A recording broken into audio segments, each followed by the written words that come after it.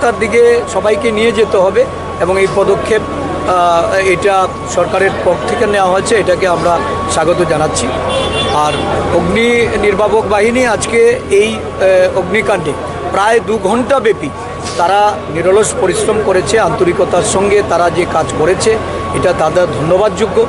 এবং আমি নিজে এখানে দাঁড়িয়ে থেকে সমস্ত বিষয়টা আমি পর্যবেক্ষণ করেছি। আমাদের এলাকাবাসী, স্থানীয় সংস্থার, ঐকতান যুব সংস্থার ছেলেরা সকলে মিলে এই কাজে তারা হাত লাগিয়েছে, যার জন্য এটাকে খুব স্বল্প জায়গার মধ্যেই সীমাবদ্ধ অবস্থায় রেখে এই আগুনকে আয়ত্তে আনা সম্ভব হয়েছে।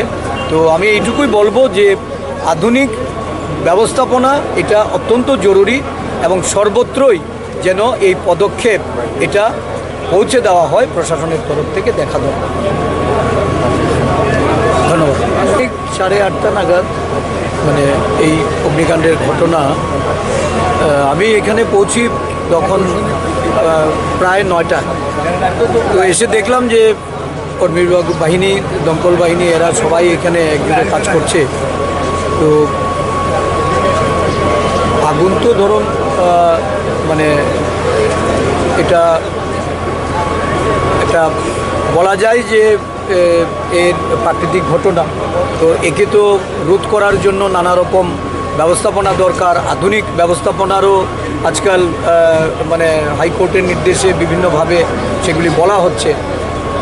এই শহরটা পুরনো শহর, রাজন্য আমলে এটা গড়ে উঠেছে। বিশেষ করে এই বিল্ডিংগুলি, এগুলি রাজন্য আমল থেকেই তারা পরম্পরাগতভাবে এগুলিকে ব্যবহার করে আসছে। তো প্রশাসনের দিক থেকে পদক্ষেপ নেওয়া হচ্ছে। আমাদের